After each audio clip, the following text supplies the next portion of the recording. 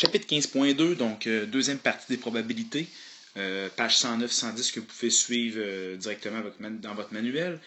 Prenez des notes là-dessus, c'est vos notes personnelles, vous allez pouvoir vous fier là-dessus dans votre étude quand vous allez faire les problèmes en classe également, parce que vous allez pouvoir revoir les exemples que vous aviez recopiés avec les démarches appropriées. Et également aussi, n'oubliez pas de prendre des questions en note, des choses qui ne sont pas claires, lorsque vous allez travailler en classe, il faut les régler immédiatement. Qu'est-ce que le chapitre 15.2? Grosso modo, ce sont les diagrammes de veine. Okay? Retenez ça, le mot veine, c'est la personne qui les a comme inventés. Pour vous faire une image, qu'est-ce qu'un diagramme de veine? Vous n'avez déjà utilisé ça sans savoir c'était quoi exactement. Est-ce que vous vous rappelez les PPCM, les PGCD, les plus grands communs diviseurs, les plus petits communs multiples, toutes les petites choses comme ça. Donc, vous faisiez des boîtes comme ça, 2 boîtes. Vous dites que cette boîte-là, ici, c'était, mettons, je sais pas moi, les diviseurs de 20. Ici, les diviseurs de 10. Fait que là, vous partiez. Okay, quels sont les diviseurs de 20? J'ai 1, 2, 4, 5, 10 et 20. Quels sont les diviseurs de 10? Vous aviez encore une fois 1, 2, 5 et 10. Ce qui se passait là-dedans, quand on mettait les diviseurs de 20 et de 10, vous aviez des diviseurs qui étaient communs aux deux chiffres. Donc, ces diviseurs-là, vous les aviez, c'était, vous les voyez très bien visuellement, c'est le 1, le 2, le 5 et le 10. Donc, pourquoi les écrire 2 fois, okay, dans chacune des boîtes? Donc, c'est qu'on vient ici comme ça, on enlève directement la partie 1, 2, 5, 10. 1, 2, 5, 10, c'est comme ça. D'accord? Et on voit visuellement que le 1, le 2, le 5, le 10, ceux qui sont écrits en orange, appartiennent à la fois à l'événement ici, des diviseurs de 10, puis l'événement des diviseurs de 20. D'accord? Donc, ça nous permet de voir visuellement que 4 et 20 aussi sont uniquement réservés à 20. Puis on voit qu'il n'y a aucun diviseur qui est unique au diviseur de 10. D'accord? Donc, c'est un peu comme ça. C'était directement une façon de faire des diagrammes de veine que vous avez exploré en secondaire. Ça, vous montrer un petit peu à quoi ça peut ressembler dans des probabilités. Donc, la chance d'avoir, par exemple, un nombre pair sur un dé à jouer, la chance d'avoir un 6. Okay? Si on prend notre fameux dé à jouer que vous connaissez, okay?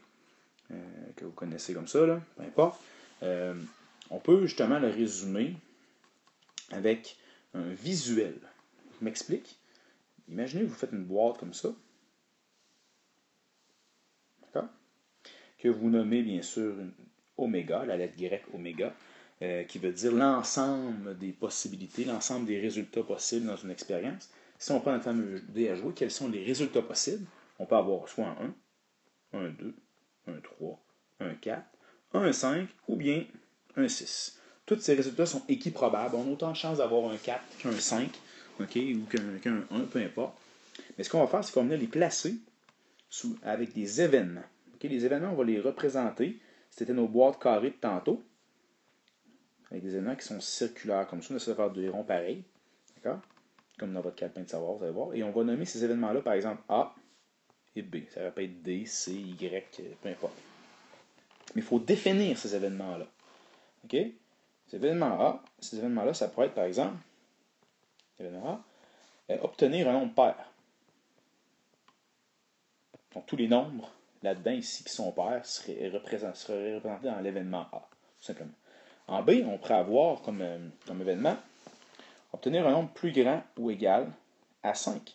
Donc, tous les nombres plus grands ou égaux à 5 qu'on peut avoir sur un dé à jouer vont se trouver dans l'événement B.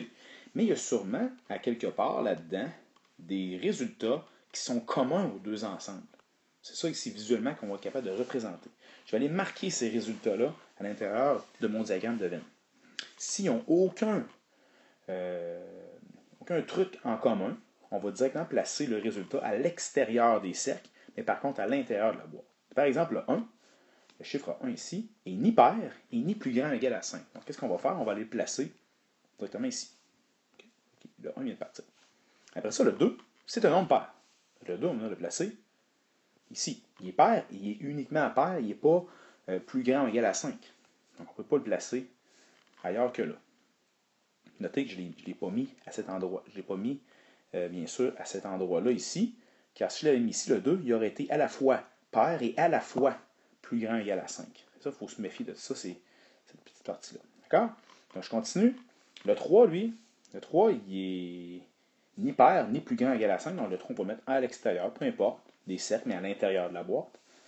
Le 4, lui, le 4, il est pair, mais plus petit, il n'est pas plus grand ou égal à 5. On va le mettre ici. Donc, le 3 et le 4 viennent de partir. Le 5, lui, le 5, il est plus grand ou égal à 5, mais malheureusement, il n'est pas pair. Fait que je ne peux pas le mettre entre les deux, je vais le mettre directement ici. Uniquement plus grand ou égal à 5. Et le 6, la beauté de la chose avec le 6, c'est justement, c'est qu'il est à la fois pair et plus grand ou égal à 5. On va le placer ici comme ça. Donc, quand on regarde un petit peu l'ensemble de tout ça, c'est pareil. Tous les résultats possibles d'un dé à jouer, le 1, le 1 ici, le 2, le 3, le 4, le 5, le 6, se retrouvent dans mon diagramme de Venn. D'accord? On peut lire rapidement que le 6 appartient à A et à B. Donc, il y a beaucoup plus de probabilité d'arriver. D'accord? Versus les autres, si on regarde les ensembles, obtenir un nombre pair, obtenir un nombre plus grand ou égal à 5. Le 2 et le 4 sont uniquement dans l'ensemble A et le B dans l'ensemble B. Le 1 et le 3, ben, c'est pas ce qu'on recherche dans la situation ici. C'est pour ça qu'on les a mis à l'extérieur des ronds. C'est un diagramme de Venn, c'est beaucoup plus visuel. On est capable de soutirer ici beaucoup de choses avec ça. D'accord? Donc, par exemple, je pourrais demander quelle est la probabilité d'avoir un nombre pair sur un dé à jouer. On peut aller directement compter les résultats. 1, 2, 3 résultats. Donc, j'ai 3 résultats sur 6, donc une chance sur 2 d'avoir un nombre pair. Quelles sont les chances d'avoir un nombre ici plus grand ou égal à 5? On compte. J'ai 2 résultats dans le rond. Donc, 2 sur 6. Ça me fait ici un tiers des chances d'avoir un résultat plus grand que 5. Donc, c'est très visuel, on est capable de voir. Je peux te dire quelle est la chance d'avoir un nombre pair ou un nombre plus grand ou égal à 5. Donc, c'est ces 4 résultats-là ici. Okay? C'est soit un des 4 là, donc c'est 4 chances sur 6. On va y revenir tantôt, ça, pour comment le calculer. Donc, l'intersection de deux ensembles, comment qu'on nomme la partie, un peu là, la partie qui est commune aux deux ensembles ici, on l'appelle l'intersection directement.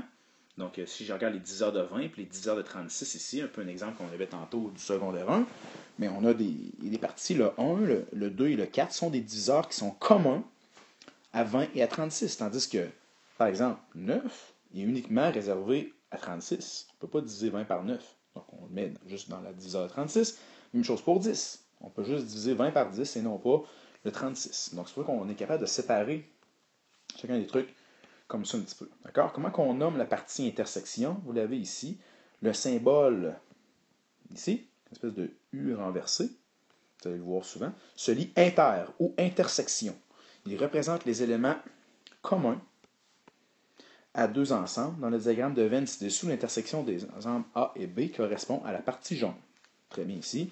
Donc, les résultats disponibles dans l'intersection A et B, on note ça comme ça ici. En accolade, c'est 1, 2 et 4. D'accord? Le symbole ici, c'est marqué, souvent associé à la conjonction et.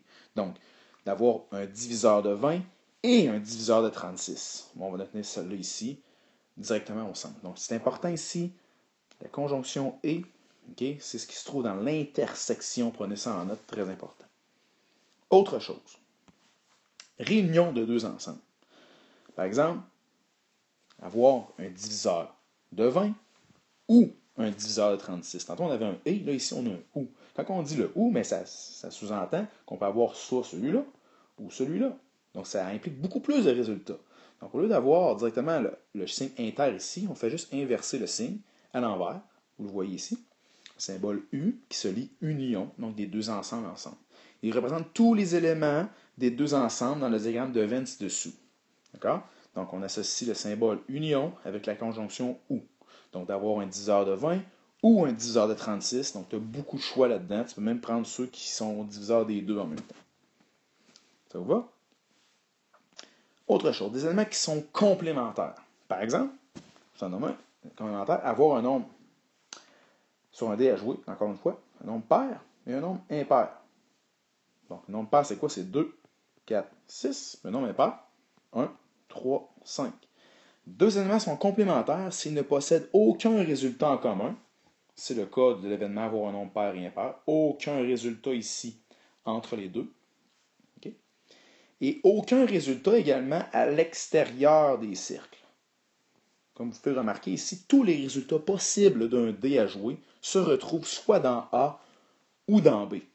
Et puis jamais entre les deux, très important de bien concevoir ça. Donc ça, c'est un événement super simple, complémentaire. L'événement A vient compléter l'événement E pour avoir l'ensemble des résultats possibles, les 6 résultats ici. Ça pourrait être autre chose également, on pourrait dire, par exemple, avoir une carte, l'événement A, ça pourrait, dans un jeu de 52 cartes, par exemple, on pourrait avoir une carte noire pour l'ensemble A, puis avoir une carte rouge. Donc ici, on pourrait tout dénombrer les cartes qui sont noires dans un jeu de cartes. Je vais mettre ça plutôt en noir, comme ça ici. Tout, il pourrait avoir le 1 de trèfle. Oui, on pourrait le dessiner là. Le 2 de quelque chose, le 3 de pique. Toutes les cartes là-dedans, il y aurait en fait, il y aurait 26 résultats là-dedans. D'accord? Toutes les cartes en rouge, nomme-les, là, dame de cœur, 2 de cœur, 2 de carreau, 3 de carreau, 4 de carreau, il y en aurait 26 ici. Il n'y aurait aucune carte qui serait, justement, noire et rouge. Donc, ce sont des éléments qui seraient complémentaires ici. On retrouverait toutes les cartes d'un jeu ici. Là, on exclut le Joker. Ça, il y en a des petites questions là-dessus. Le Joker, c'est pas peut-être partie des cartes d'un jeu de cartes dans les problèmes de mathématiques. Donc, il y a toujours 52 cartes. Retenez ça, très important. C'est pas le seul problème que vous allez avoir là-dessus. Donc, l'élément complémentaire, comment on nomme ça mathématiquement? Probabilité de A, d'accord? Plus la probabilité de A'. A', c'est le complément de A, tout simplement. Donc, l'exemple ici est très intéressant en bas. Vous l'avez dans un sac qui contient 4 billes rouges, 2 billes vertes et 5 billes jaunes. On tire une bille au hasard. L'événement complémentaire à l'événement A, obtenir une bille verte. Donc, l'événement A, ça serait d'avoir une bille verte.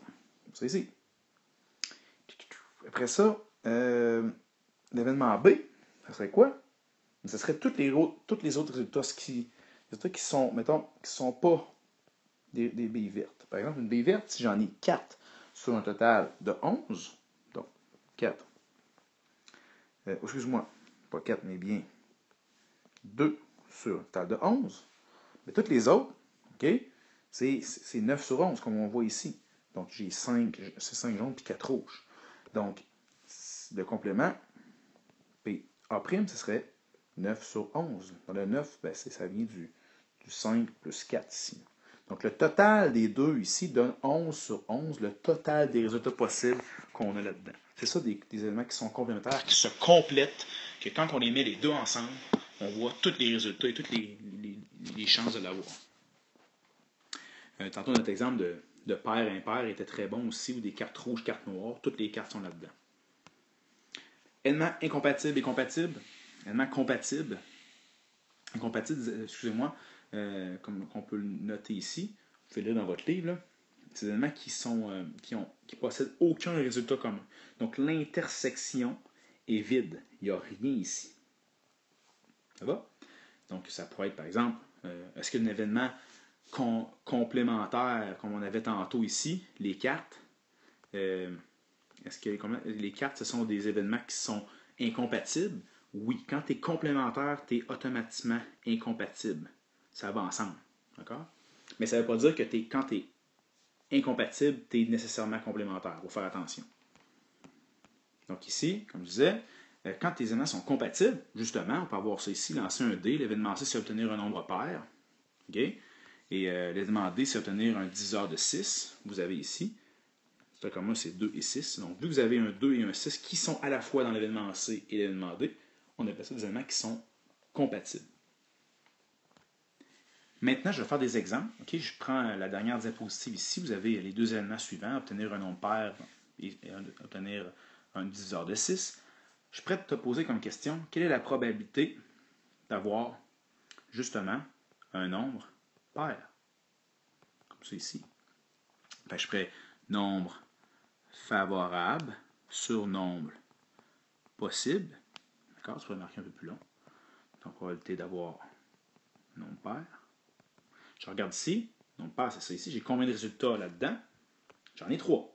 3 sur 6. Donc, ici, une demi. Vous comprenez le principe. Probabilité d'avoir un nombre, obtenir un diviseur de 6. Mais j'aurais ici, je pourrais revenir en arrière, là, je pourrais le faire rapidement. Là. Ça, on pourrait avoir directement probabilité d'avoir un nombre, excusez-moi, un diviseur de 6. Ben, j'ai le 2, j'ai le 3, j'ai le 6 et j'ai le 1. Donc, j'ai 4 résultats sur 6. Okay? Donc, ici, 2 tiers. Là, ça se complique, ça rend assez facile là-dedans, mais ça se complique quand on dit, par exemple, regardez bien, probabilité d'avoir un nombre pair et, okay, et un diviseur de 6. Qu'est-ce qu'on fait? Okay? Je ne fais pas la démarche complète. Donc, quand on dit un et, qu'est-ce qu'on fait en mathématiques? On va regarder, surtout le et, dans les premières équations, on va regarder ce qui va se trouver dans l'intersection. On a dit tantôt que la conjonction et, c'est voir la conjonction. Donc, et, c'est tout ce qui se trouve là-dedans. Il y a 2 résultats sur 6, donc une chance sur 3 d'avoir un nombre pair et un diviseur de 6. D'avoir un nombre pair ou un diviseur de 6, là, ça serait différent ici. Donc, le ou, on va prendre tous les résultats qui sont dans l'union des deux ensembles. Donc, ici, on va avoir 1, 2, 3, 4, 5. On va avoir 5 résultats sur 6. Il y a une nuance entre le et le ou dans les problèmes de probabilité ici comme ça. On pourrait avoir aussi comme question quelle est la chance de ne pas avoir un nombre pair et de ne pas avoir un diviseur de 6. Ben, c'est le seul résultat qui est ici, on dirait une chance sur 6. Par exemple, il y a plein de questions qu'il faut être capable d'analyser, de faire le diagramme de Venn quand on nous donne les ensembles dans un texte, puis de le dessiner rapidement à main levée, ça peut grandement nous aider. C'était le chapitre 15.2. J'espère que si vous avez des questions, réécoutez peut-être la vidéo, faites pause, play, rewind, puis après ça, par vous-même, essayez d'amener vos questions au cours. Merci.